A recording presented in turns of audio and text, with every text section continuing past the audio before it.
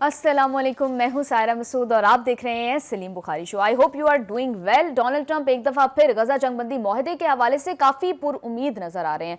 Washington post के मुताबिक यरगमालियों की रिहाई की सूरत में डोनाल्ड ट्रंप हमास रहनुमाओं को सेफ पैसेज प्रोवाइड करने के लिए तैयार हैं। नेतन्याहू ने भी ये ऑफर किया कि अगर हमास रहनुमा यरगमालियों को रिहा करके गजा छोड़ दें तो उन्हें मुआफ कर दिया जाएगा।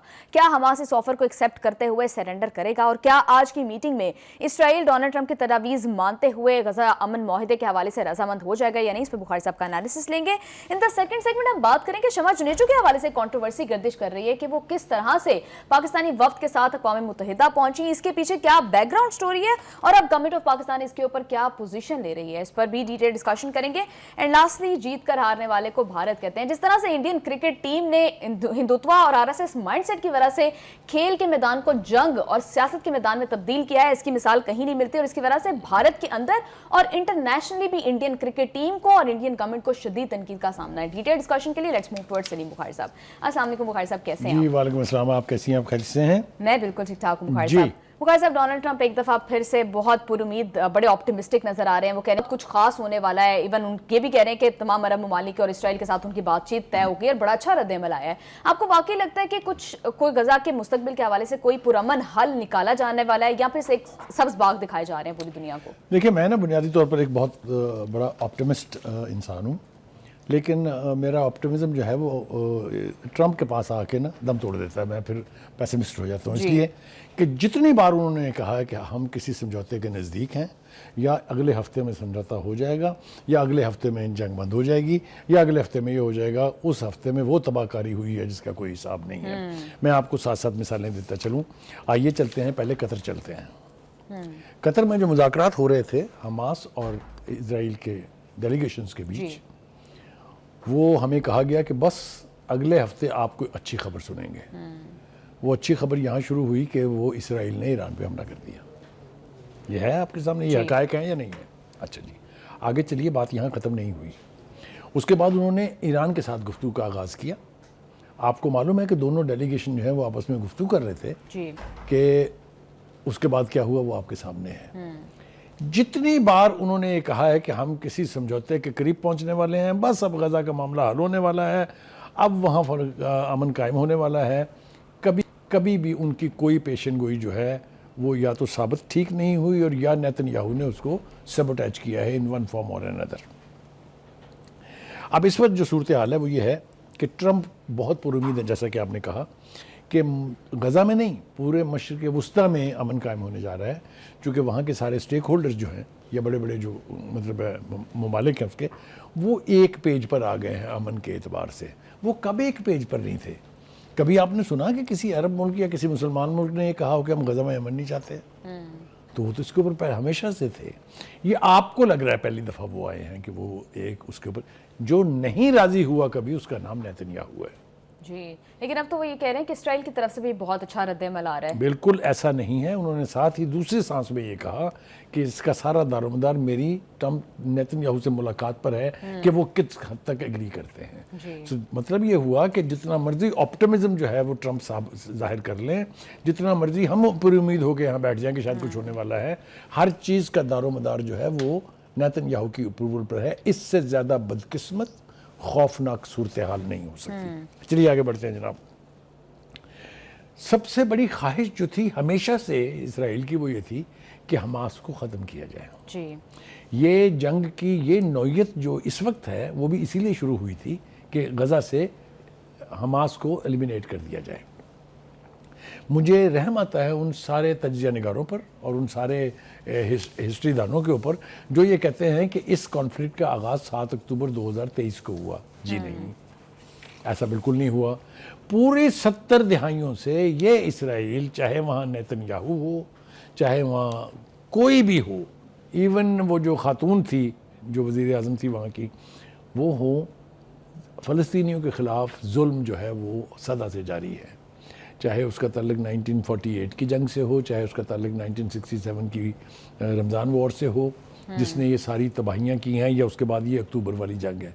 इसराइल कब से फ़लस्तीनियों के खून के साथ होली नहीं खेल रहा। तो ये जो जवाब पेश किया जाता है ना जी कि चूँकि हमास ने हमला कर दिया, حماس نے ریزسٹنس کے طور پر جب وہ تو ریاکشن تھا Hamas that was a reaction of Israeli aggression, Yes. اس کی بات کوئی نہیں کرتا ہے. آپ نے سنی کسی کے منہ سے؟ اور مجھے افسوس اس بات پہ ہے کہ چلیے وہ تو نہ کریں، لیکن ہماری مسلم امہ کی لیڈرشپ جو ہے اس نے کبھی کہا کہ 7 October is not the beginning of this conflict, this conflict is more than 70 years old. بہرحال having said that، مجھے یہ لگتا ہے کہ غزہ کی ایلیمینیشن کا خواب پورا ہونے جا رہا ہے کہ نہیں ہونے جا رہا ہے، یہ تو آنے والا وقت ہمیں بتائے گا، لیکن اس کے لیے حربے بہت استعمال کیے جا رہے ہیں. ایک حربہ اس کے لیے استعمال کیا جا رہا ہے کہ جی نیتن یاہو بھی کہہ رہے ہیں اور ٹرمپ صاحب کے بھی منہ سے اسی طرح کے الفاظ نکل رہے ہیں کہ اگر حماس ہتھیار پھینک دے اور یہاں سے پھٹ جانے کا، یعنی یہاں سے ملک بدر ہونے کا کی خواہش کا اظہار کرے تو ہم جنگ جو ہے اس کو روکنے کے لیے تیار ہے. صاحب آپ کو نہیں لگتا کہ اس آفر سے یہ بات ظاہر ہوتی ہے کہ وہ لوگ دے ہیو فیلڈ ملیٹریلی، وہ حماس کو ڈیفیٹ کرنے میں ناکام ہو چکے ہیں؟ دیکھیے یہی سب سے بڑی بات ہے جس کی وجہ سے نہ نیتن یاہو واپس جانے کے لیے تیار ہے نہ ٹرمپ، کیونکہ اتنے بڑی قوت کے ساتھ جس فورس کو کچلنے کی کوشش کی گئی وہ آج بھی ریزسٹنس کے نام پر اسی طرح قائم ہے. یہ ان کی سب سے بڑی امبیرسمنٹ بھی ہے اور سب سے بڑی احساس شکست بھی ہے، جس کی وجہ سے ہر بات میں لفظ حماس جو ہے اس کو شامل کیا جانا بہت ضروری ہے. ابو خالد صاحب اب تو نیا حربہ انہوں نے استعمال کیا کہ شاید ان کا پلان ہے کہ مسلم فورسز کو بھیجا جائے غزہ کے اندر تاکہ ان کو آپس میں لڑوا دیا جائے، حماس کو مسلم فورسز. دیکھیے یہ ایک بہت خوفناک سازش کا حصہ ہے. یہ سارے خوش ہو کے آئے نا جو 7 مسلم لیڈر ملے تھے ان سے کہ جی واجب ایک مسلم فورس ہوگی، اس میں عرب ملکوں کی فوج بھی ہوگی، اب اس کے اندر ایک عالمی فورس بھی ہوگی، یہ بھی ایڈ کر دیا گیا ہے نیتن یاہو کی طرف سے بھی اور ٹرمپ کی طرف سے بھی. اب خواہش کیا ہے؟ مجھے یوں لگتا ہے and I have a good reason to believe that, ہوا میں بات نہیں کر رہا ہوں میں، کہ وہاں پر مسلم فورسز کو ڈپلوائے کیا جائے گا جس میں شاید ہم بھی شامل ہوں گے، کیونکہ ہمیں بھی بڑا شوق تھا ان 7 کے ساتھ 6 کے ساتھ شریکوں کے 7واں ملک بننے کا. اور پھر ہمیں کہا جائے گا کہ لیجئے جناب اب آپ نے غزہ میں دہشت گردی نہیں ہونے دینی. جو ریزسٹنس موومنٹ ہے، جو جنگ آزادی ہے فلسطینیوں کی اور حماس کی، اس کو ٹیررزم میں کنورٹ کر کے مسلمانوں کے ہاتھوں مسلمانوں کا قتل عام کرایا جائے گا. یہ کتنی گمبھیر اور خوفناک سازش ہے. بالکل، نو ڈاؤٹ اباؤٹ اٹ. مسلمان ممالک کو اس سے اجتناب کرنا چاہیے، جی، کیونکہ فلسطین کے حوالے سے جتنی نفرت پہلے سے موجود ہے ان مسلمان حکمرانوں کے بارے میں، ان مسلمان ممالک کے بارے میں جنہوں نے آج تک لپ سروس کے علاوہ کبھی کچھ نہیں کیا غزہ کے لیے یا فلسطین کے لیے، ان کے خلاف نفرت اور زیادہ بڑھے گی. اب آجائیے، لیکن ہونے کیا جا رہا ہے اس کا سارا دار مدار تو ہے ڈونلڈ ٹرمپ کی نیتن یاہو کے ساتھ میٹنگ پہ. آپ کو کیا لگتا ہے کہ اس میں وہ نیتن یاہو غزہ کے حوالے سے جو امن معاہدہ ڈونلڈ ٹرمپ چاہتے ہیں اس پر ایگری ہو جائے گا یا نہیں؟ دیکھیے نیتن یاہو کا مسئلہ امن معاہدہ نہیں ہے. نیتن یاہو کا مسئلہ صفائے ہستی سے حماس کا مٹنا ہے. وہ اپنی ہر تقریر میں، اپنی ہر بات میں یہ کہتے ہیں، وہ پروائزو ہی ان کا یہ ہے کہ حماس شوڈ ناٹ ایگزسٹ. ٹھیک ہے جی. اب اس کے لیے حربے مختلف استعمال کیے جا رہے ہیں. ایک تو اسلامک فورس والی بات ہو گئی، جی ہم نے یہ ایکسپوز کر دیا اپنی طرف سے تو کر دیا، اب لوگوں کو سمجھ نہ آئے تو میرا قصور نہیں ہے. ایک اور کوشش ہو رہی ہے اور وہ ہے کہ ایک انٹرنیشنل فورس بنائی جائے جو حماس کے یہاں سے نکل جانے کے بعد غزہ کا نظام چلائے گی. جی اس کو کہتے ہیں، وہ آپ جس کا ذکر کر رہی تھی JITA، جی یہ ہے جناب غزہ انٹرنیشنل ٹرانزیٹری اتھارٹی. جی یہ غزہ پر حکمرانی کے لیے جو منصوبہ بندی کی جا رہی ہے، اس اتھارٹی کو اختیار دیا جائے گا اور آبجیکٹو وہی ہوگا. بخیر صاحب اس کا کس طرح کا نظام ہوگا؟ کیا یہ ورکیبل سولوشن لگ رہا ہے آپ کو؟ دیکھیے اس کے بارے میں وہ کہہ رہے ہیں کہ بنیاد ایک ایسے بندے کی منصوبہ بندی پر ہے جس کو ہم پہلے عراق میں استعمال کر چکے ہیں. ٹونی بلیئر جو ہے اس کو عراق میں جو ذمہ داری دی گئی تھی اسی کو پروپوگیٹ کرتے ہوئے انہوں نے کہا کہ یہاں ویپنز آف میس ڈسٹرکشن ہیں، لہٰذا پڑ جاؤ عراق کو. یہ وہی ٹونی بلیئر ہے نا. اس لیے حماس نے اس کو 1 سیکنڈ سے پہلے اس کے نام کو اٹھا کے پھینک دیا کہ یہ تو ہمیں قبول ہی نہیں ہے. They have rejected his name. میں وہی کہہ رہا ہوں کہ ہر وہ کوشش کی جا رہی ہے کہ فلسطینیوں کا اور حماس کا کلا کما کیا جائے، چاہے یہ JITA ہو، چاہے ٹونی بلیئر کا بنایا ہوا وہ منصوبہ ہو، ہر ایک کا آبجیکٹو ایک ہی ہے. اب دیکھنا یہ ہے کہ جو کمٹمنٹ ٹرمپ کر رہے ہیں، جو انہوں نے مسلمان ممالک کے ساتھ کی ہے، جو 7 لوگ ملے تھے ان کو، جو انہوں نے اپنی اقوام متحدہ کی جنرل اسمبلی کی تقریر میں کی ہے، کیا وہ اپنے اس اعلان پر قائم رہیں گے یا اگر نیتن یاہو نے کہا کہ نہیں انکل میں تو یہ نہیں کر سکتا تو ٹرمپ صاحب بھی جو ہے وہ ایک دم سے منہ موڑ کے اور دوسری طرف کو چل دیں گے. یہ انہوں نے ایک سے زیادہ مرتبہ پہلے کیا ہے. جی لیکن بخاری صاحب جس طرح کے آفرز نیتن یاہو دے رہے ہیں اس سے تو یوں لگ رہا ہے کہ even they are tired of the war. یوں لگ رہا ہے کہ نیتن یاہو بھی اس جنگ سے تنگ آ چکے ہیں اور وہ جو حماس ٹرمپ نے کہا ہے وہ یہ کہتے ہیں کہ اس خطے کے لوگ جو ہیں اور اس خطے کے جو دیگر ممالک ہیں وہ اس جنگ سے تنگ آ گئے ہیں. جی نیتن یاہو تو بار بار کہہ رہا ہے کہ یہ جنگ میں اس وقت تک ختم نہیں کروں گا جب تک آخری حماس کا بندہ بھی جو ہے وہ اس دنیا سے رخصت نہیں ہو جائے گا. آپ مجھے کہیں بتا دیں جہاں نیتن یاہو نے جنگ بند کرنے کا کہا ہو. جی تو نیتن یاہو تو جنگ بند کرنا ہی نہیں چاہتا ہے. صاحب اس منصوبے میں یہ بھی بات ہو رہی ہے کہ ایک ٹیکنوکریسی لانے کی بات کی جا رہی ہے. تو آئی ڈونٹ انڈرسٹینڈ کہ جو بھی نان پیلسٹائنین گورنمنٹ کی بات کر رہے ہیں جب بھی بات ہوتی ہے یہ ہوتی ہے کہ کبھی عرب ممالک کو لے آئیں کبھی ایک انٹرنیشنل فورس لے آئیں. کیوں فلسطینیوں کی اپنی کوئی نمائندہ حکومت نہیں بنائی جا سکتی؟ کیوں رائٹ آف سیلف ڈٹرمینیشن فلسطینیوں کے لیے ایگزسٹ نہیں کرتا؟ یعنی آپ یہ کہنا چاہ رہے ہیں کہ کیوں امریکہ اور نیتن یاہو مل کے فلسطین کاز کو ایکسیپٹ کیوں نہیں کر لیتے؟ جی یہ کہنا چاہ رہی ہیں نا آپ. یہ نہیں کریں گے وہ. یو این چارٹر میں یہ لکھا یو ہوا ہے. این چارٹر کا جتنا تمسخر نیتن یاہو نے اڑایا ہے نہ اس نے کسی ادارے کی بات مانی ہے نہ اس نے اے آئی اے. مجھے بتائیے دنیا بھر میں جو آپ نیوکلیر کے اوپر پابندیاں لگا رہے ہیں ابھی کل ہی یورپی یونین نے لگائی ہے اس کی بات کریں گے ایران کے اوپر سے دوبارہ سے. ان میرے منہ سے کچھ اول پھول نکل جائے گا. ان بے غیرتوں سے یہ پوچھا جانا چاہیے کہ کیا آپ کی آنکھیں بند ہیں کہ اسرائیل نے نیوکلیر پروگرام جو ہے نہ صرف شروع کیا ہوا ہے بلکہ ایٹم بم بنا کے بیٹھا ہے اور اس کی تعداد تک آپ بتاتے ہیں کہ اس کے پاس 190 جو ہے وہ نیوکلیر آرسنلز ہیں. کسی نے پوچھا اس کو؟ کس دنیا کی بات کر رہی ہیں آپ؟ کس انٹرنیشنل ورلڈ کی اور ورلڈ لیڈرشپ کی بات کر رہی ہیں آپ؟ آنکھیں بند کی ہوئی ہیں کہ نہیں؟ ڈبل سٹینڈرڈز ہے بالکل hypocrisy. Double standard is a small word. اس کے لیے تو بد سے بدترین لفظ جو ہے وہ استعمال کیا جانا چاہیے. پروگرام میں شامل کریں گے ایک short break. We will be right back.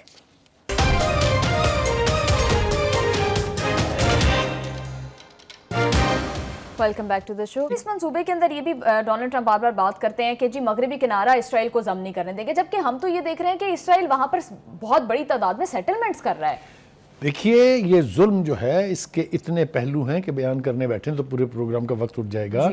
مغربی کنارے میں جتنے اولیو کے باغ تھے وہاں پر جتنے سیٹلرز ہیں ان بے غیرتوں نے وہ سارے تباہ کر دیے ہیں. جو ان کے ریوڑ تھے یہ بھیڑ بکریوں کے وہ ہانک کے لے جاتے ہیں. کوئی پوچھنے والا نہیں ہے وہاں. نہ کوئی دنیا کا قانون ہے نہ وہاں کوئی انٹرنیشنل نارمز ہیں. کچھ نہیں ہے.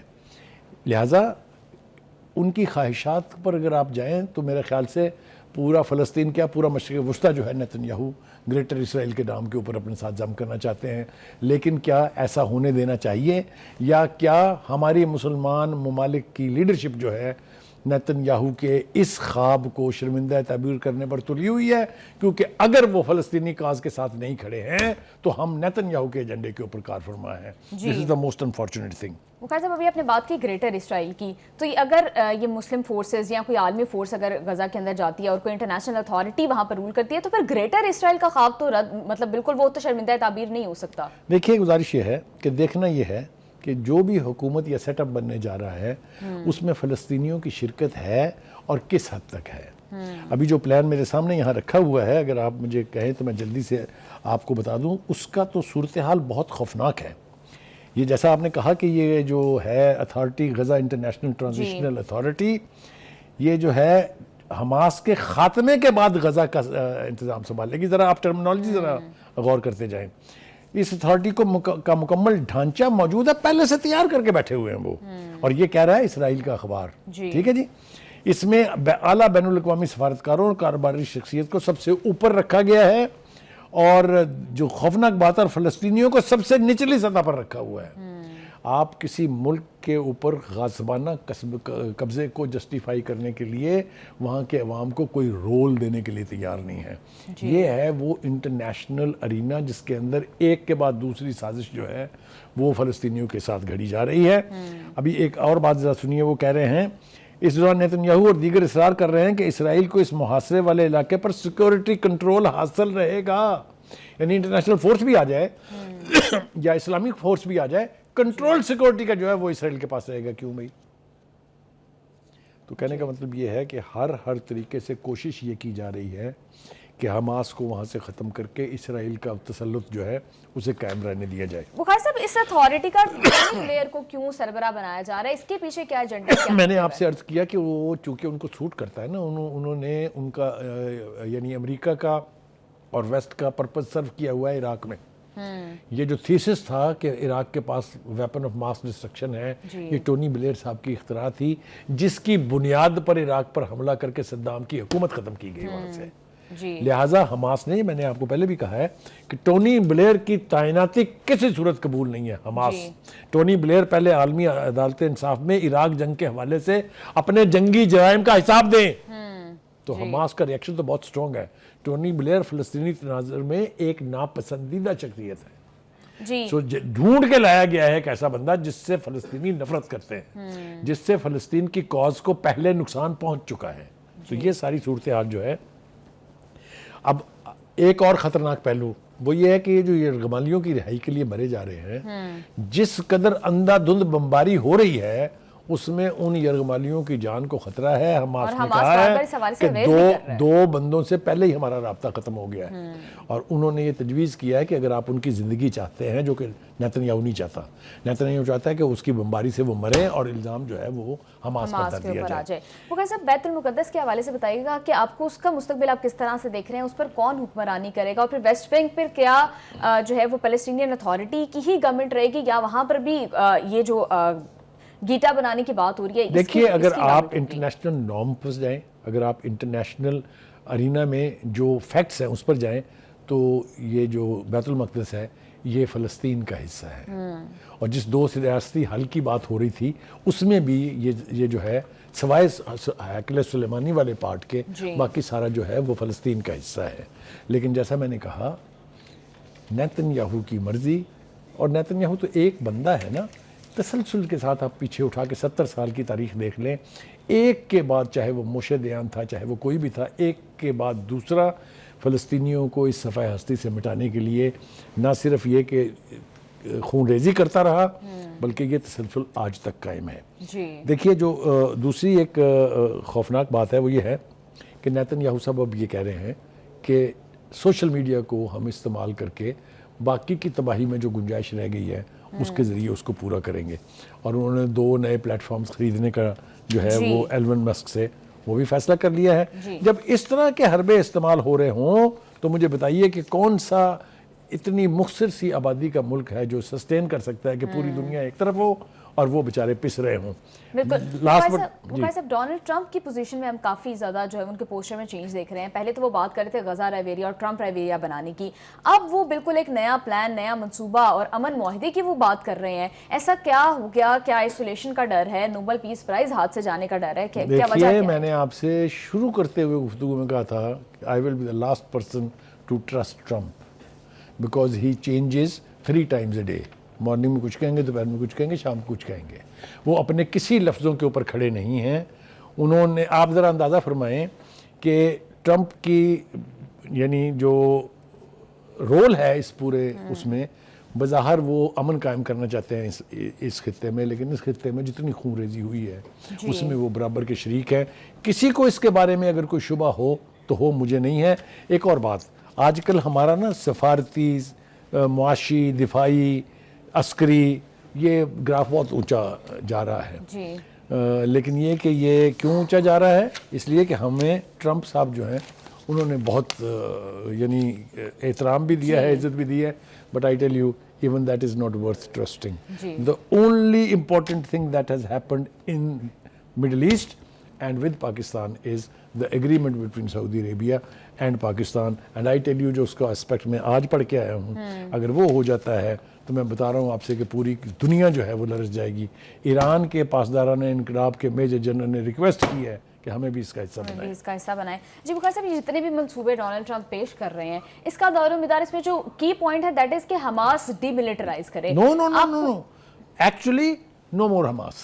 جی, جی وہ یہ بھی بات کر رہے ہیں کہ اگر ڈی ملٹرائز کرتے ہیں یا غزہ چھوڑ دیتے ہیں یا معافی مانگ لیتے ہیں. لیکن بخاری صاحب حماس کا تو یہ پوائنٹ ہے شروع سے اب تک, جس پوائنٹ کے اوپر, جس ایڈیالوجی کے اوپر انہوں نے جنگ لڑی ہے, کہ وہ صرف تب ڈی ملٹرائز کریں گے جب ایک الگ پیلسٹینین اسٹیٹ, ایک دو ریاستی حل جو ہے وہ اس کی بات کرتے ہیں. لیکن اس منصوبے میں کہیں بھی دو ریاستی حل کی بات Absolutely, نہیں ہے. that is the most unfortunate part. یہ ہے وہ نیتن یاہو اور ٹرمپ کی سازش کہ پوری دنیا پر سے اب دو ریاستی حل کی بات ہی نہیں ہو رہی. جی اب ہو رہا ہے کہ نہیں جی بس وہاں امن قائم ہونا چاہیے, یعنی ہمارا تسلط قائم ہونے دے وہاں پر. That is the most unfortunate. یہ ہماری مسلم لیڈرشپ جو ہے یہ کیسے بے وقوف بن جاتی ہے. مجھے بتائیں اس پورے اس میں جو ہم نے بیٹھ کے ڈسکس کیا ہے یا جو یہ لمبا چوڑا رن ڈاؤن ہمارے سامنے ہے, کہیں ہے دو ریاستی حل کی بات؟ نہیں. That's the most unfortunate part. ویسے پھر کیا کس طرف جاتا دیکھ رہے ہیں سچویشن کو, حل کیا سمجھتے ہیں آپ, what is the solution then? میرا خیال سے مڈل ایسٹ میں اگر یہ لیڈرشپ وہاں کی اس صورتحال کا اندازہ لگا کے اپنے فیصلے خود نہیں کرتی ہے, صرف نیتن یاہو کی مرضی پر چلیں گے, تو اگر نیتن یاہو نہیں, اگر وہ مرمرا جائے کہیں, تو اس سے آنے والا اس گریٹر اسرائیل کے اوپر کاربند رہے گا. یہ مسئلہ جب تک تمام مسلمان ممالک ایک ہو کے چیلنج کر کے اسرائیل کو اس سے باز نہیں رکھیں گے, یہ گریٹر اسرائیل کی بات ہوتی رہے گی اور اس کے اوپر عمل پیرا ہوتے رہیں گے, اور امریکہ اس جرم میں برابر کا شریک ہوگا. جی بخاری صاحب, پاکستان آج کل مڈل ایسٹ کے ڈائنامکس میں بہت زیادہ ایکٹیو ہے اور بہت زیادہ امپورٹنس دی جا رہی ہے پاکستان کو. آپ پاکستان کا غزہ جنگ کے اندر کس طرح کا رول دیکھتے ہیں؟ پھر ابھی جو مسلم فورس بنانے کی بات ہو رہی ہے, آپ کو کیا لگتا ہے کہ پاکستان اپنی افواج ڈائریکٹلی غزہ کے اندر بھیجیں گے؟ جیسا میں نے کہا آپ سے کہ مجھے یوں لگتا ہے, میری دعا ہے کہ ایسا نہ ہو, لیکن مجھے یوں لگتا ہے کہ یہ مسلمانوں کے ہاتھوں سے فلسطینیوں کو مروانے کی ایک خوفناک سازش ہے, اور ہماری لیڈرشپ کو اس کا ادراک کر کے اس سے باز رہنا چاہیے. دوسری بات یہ ہے کہ فلسطینیوں کا رائٹ آف سیلف ڈٹرمنیشن کی آپ نے بات کی. دو خطے ایسے ہیں, دو جگہیں ایسی ہیں, پوری دنیا میں رائٹ آف سیلف ڈٹرمنیشن وہ مانتے ہیں, نہیں مانتے تو کشمیر میں نہیں مانتے اور یا فلسطین میں نہیں مانتے ہیں. جی یہ ہے وہ منافقت پورے ویسٹ کی, یہ ہے وہ منافقت پورے امریکہ کی اور امریکہ کی لیڈرشپ کی. جی ویسے آپ کو کیا لگتا ہے کہ پاکستان کے ایسے معاہدے کو ایکسیپٹ کرے گا جس میں فلسطینی ریاست کی کہیں بات ہی نہیں ہے, ٹو اسٹیٹ سولوشن کی کہیں بات ہی نہیں, کہیں ذکر ہی نہیں ہے؟ اگر کریں گے تو میں نے پہلے ایک دفعہ ایک لفظ استعمال کیا تھا, میں آج نہیں کرنا چاہتا ہوں, وہ کہ کسی میں اتنی ہمت نہیں ہے پاکستان میں کہ وہ فلسطین کی کاز کو کمپرومائز کر کے کوئی ایسا قدم کریں جس کا فائدہ نیتن یاہو کو پہنچے یا امریکہ کا مشن جو ہے وہ پورا ہو. نہیں کر سکتے. آپ دیکھیے گا یہاں کی سڑکیں ابل پڑیں گی. میں چونکہ ایک اسٹوڈنٹ ہوں ہسٹری کا بھی اور جرنل میں بھی, نصف صدی کا قصہ ہے, 2-4 برس کی بات نہیں. میں نے دیکھا ہوا ہے کہ ایک بندے کو اگر وہاں شہید کرتے تھے تو پاکستان کی سڑکیں ابل پڑتی تھی. پاکستان کے اسٹوڈنٹس یونیورسٹیاں چھوڑ کے سڑکوں پہ آ جاتے تھے. یہ جذبہ شاید مان ضرور پڑا ہے, ختم نہیں ہوا ہے, اور اگر ہماری حکومت نے ایسے فیصلے کیے جس سے فلسطین کی کاز کو نقصان پہنچے یا فلسطین کی خون ریزی جاری رہے, سزا بھگتنے کے لیے پھر لیڈرشپ تیار رہے. جی بخاری صاحب بالکل ٹھیک کہہ رہے ہیں. پروگرام میں شامل کریں گے ایک شارٹ بریک سے واپس آ کر شمع جنیجو کے حوالے سے کنٹروورسی کا ذکر میں نے اپنے انٹروڈکشن میں کیا تھا, اس پر ڈسکشن کریں گے. ہمارے ساتھ رہیے گا.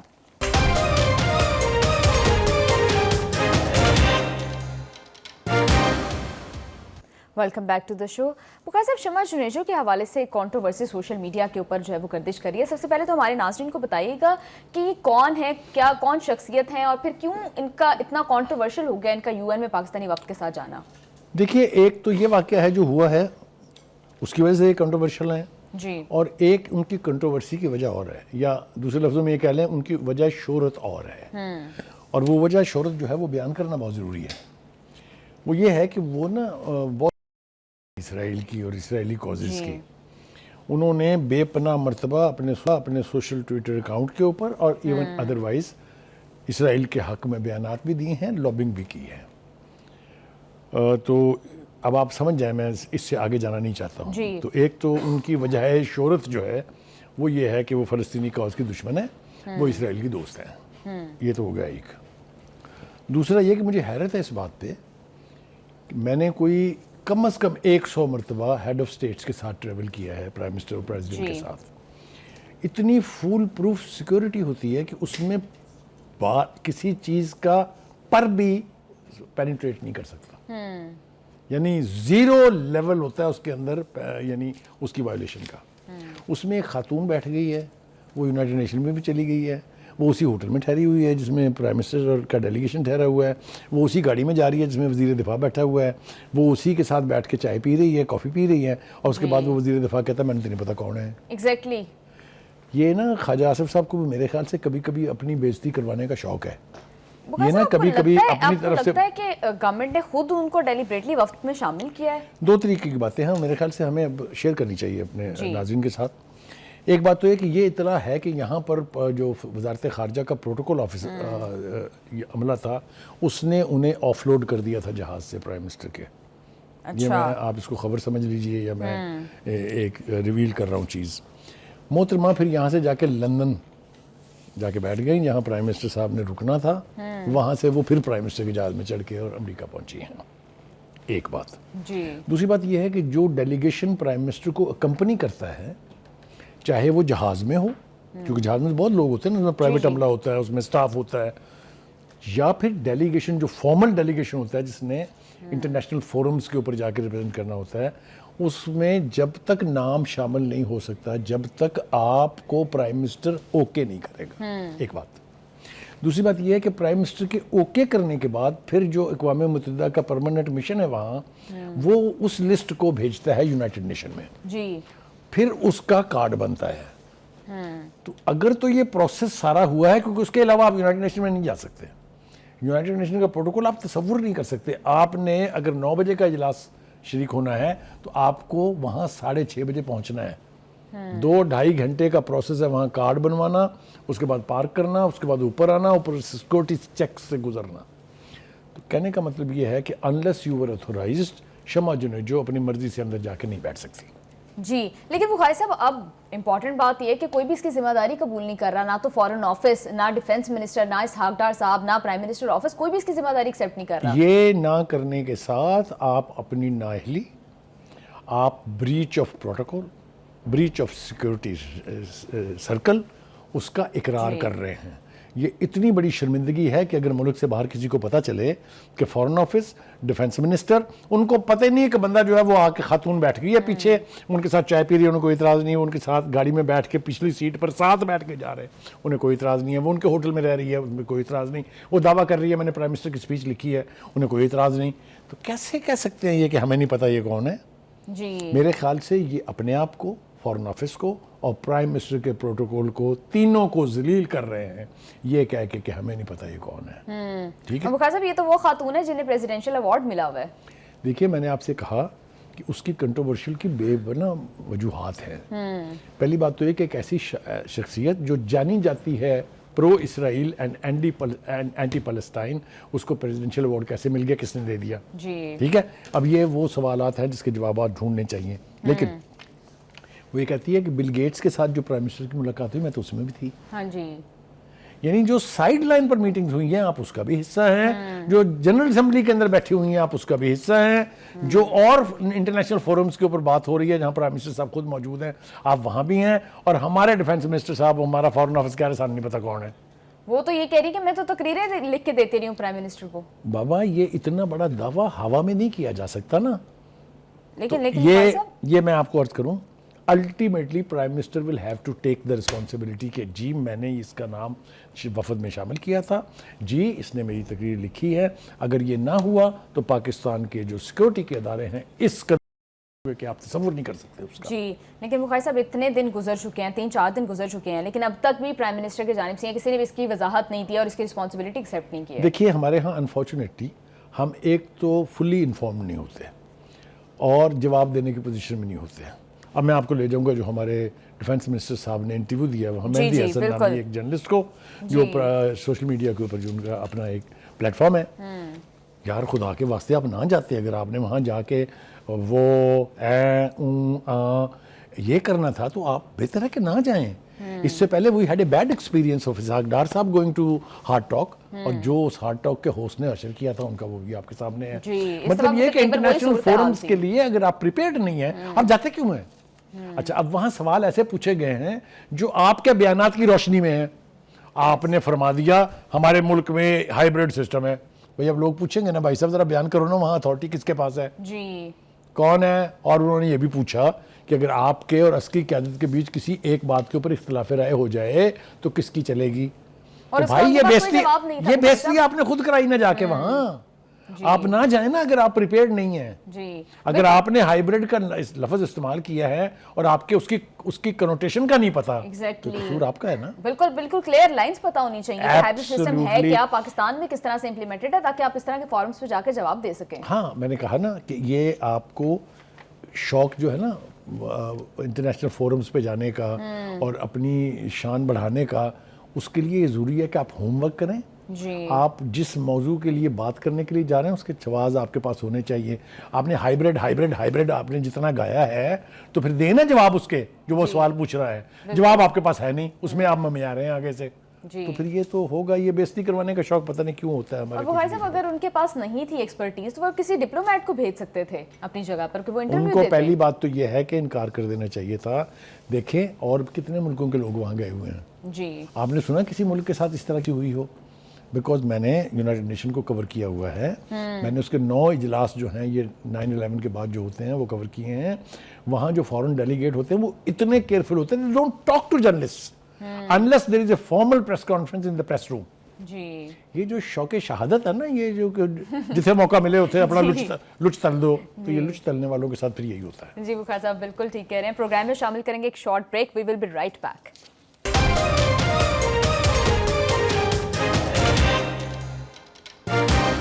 Welcome back to the show. Bukhari صاحب میچ تو انڈیا جیت گیا ہے، لیکن فائدہ ایسی جیت کا جس کو آپ سیلیبریٹ ہی نہ کر سکیں due to your extremist ideologies and extremist mind set. پہلی بات تو یہ ہے کہ بھارت میچ ضرور جیتا ہے لیکن ٹورنامنٹ ہار گیا اور اس کی کرکٹ بھی ہار گئی. ایک بات. دوسری بات یہ ہے کہ جنٹلمن گیم کو گٹر گیم بنانے کی جو گھٹیا حرکت کی ہے جو بھارتی ٹیم تھی، میں اس کو بھارتی ٹیم نہیں کہتا، میں اس کو کہتا ہوں RSS 11. جو وہ ایبسلیوٹلی جو RSS کی ٹیم بھیجی تھی نا مودی صاحب نے، اپنی ذہنی غلاظت کی طرح کی غلیظ ٹیم جن کو نہ تمیز ہے نہ مینرزم ہے کہ کیسے انٹرنیشنل اریناز کے اندر آپریٹ کیا جاتا ہے. تو اس کا ابھی تو ابتدا ہے. آپ دیکھیے گا اس کے اوپر ان کو جوتیاں سدا پڑتی رہیں گی کہ ایک گندی مثال انہوں نے قائم کی ہے. جو موقف اختیار کیا ہمارے چیئرمین اور ایشین کرکٹ کونسل کے چیئرمین محسن نقوی نے، میں سلام پیش کرتا ہوں اس کو، اس لیے کہ انہوں نے بھارتی قیادت، RSS 11، مودی، راجناتھ اور ایک پاگل وزیر خارجہ ان کے، ان سب کو شٹ اپ کال دی یہ کہہ کے کہ اوکے اگر آپ مجھ سے نہیں لیں گے you will not get the trophy. اور ٹرافی نہیں دی گئی ان کو، اور یہ فیصلہ کیا ہے ایشین کرکٹ کونسل نے کہ یہ اب انڈیا کو دی بھی نہیں جائے گی. دس از این ایبسولوٹ پرفیکٹ. دوسری بات یہ ہے کہ مودی نے اپنی ذہنی غلاظت کا جس طریقے سے کرکٹ اور کرکٹ کے میدانوں کو بدبودار کرنے کا یعنی کی حرکت کی ہے وہ قابل مذمت اور قابل نفرت ہے. سوریا کمار نے کہا کہ کبھی ایسا نہیں ہوا کہ جیتنے والی ٹیم کو ٹرافی نہ دی جائے. اس ایڈیٹ سے کوئی یہ پوچھے کہ یہ کبھی ہوا ہے کہ جیتنے والی ٹیم نے ٹرافی لینے سے انکار کیا ہو؟ تو جو آپ نے کیا ہے وہ بھی کبھی نہیں ہوا، اور جو آپ کے ساتھ ہوا ہے وہ ری ایکشن ہے، ایکشن نہیں ہے. دوسری بات they are trying their best کہ وہ آپریشن سندور میں جو ناکامی ہوئی ہے اس کو ان کرکٹ میچز سے جو ہے وہ ختم کر سکیں. دیکھیے یہ محسن نقوی نے بھی اس کی وضاحت کی ہے اور یہ بات بالکل ٹھیک ہے کہ جنگی شکست جو ہے اس کو کرکٹ کی فتح سے اور اپنی غلیظ حرکات سے آپ فتح میں تبدیل نہیں کر سکتے. بالکل نہیں کر سکتے. جو جوت آپ کو پڑے تھے، اشارہ تو آپ برداشت نہیں کر سکتے، یہ تو آپ کا حال ہے. حالانکہ اس میں کیا ہے، آپ کو موت پڑ گئی ہے اشارہ دیکھ کے، اور پھر وہ جو اس نے وہ 6 بنائے. ارے بابا یہ تو اب ساری زندگی آپ کے ساتھ چلے گا. یہ مذاق تو آپ کا ہر لیول اور ہر سطح کے اوپر پوری دنیا میں اڑے گا. اس لیے کہ ہمارے شاہینوں نے ثابت کیا کہ don't dare look at us. If you do then we will teach you a lesson of your lifetime. That is what has happened. اور میں آپ کو بتاؤں کہ یہ جس طریقے سے کرکٹ کے اوپر اس غلاظت نے غلبہ حاصل کیا ہے، بیکاز انٹرنیشنل کرکٹ کونسل کے اندر بھی ایک انڈین بیٹھا ہوا ہے، اس سے پہلے اس کے ابا حضور بیٹھے ہوئے تھے. تو یہ کرکٹ کے اوپر اپنا تسلط تو قائم کر سکتے ہیں، لیکن جو جنٹلمن گیم ہے، جنٹلمن کرکٹ گیم ہے، اس کو جس طرح سے ذلیل کیا پوری دنیا اس کو کنڈیم کرے گی. دور نہ جائیے، ہندوستان کے اپنے جو جینوئن سینئر کھلاڑی ہیں وہ اس کے اوپر تبرہ کر رہے ہیں کہ یہ آپ نے بہت غلط کیا ہے. یہ تسلسل کے ساتھ آپ کے اوپر پھٹکار آج بھی پڑ رہی ہے، کل بھی پڑے گی اور پڑتی رہے گی، اس لیے کہ آپ کا ایکٹ جو ہے دیٹ واز انکالڈ فار. اور بخاری صاحب اگر ان تھا تو وہ میچ کھیلتے ہی نہ سرے سے.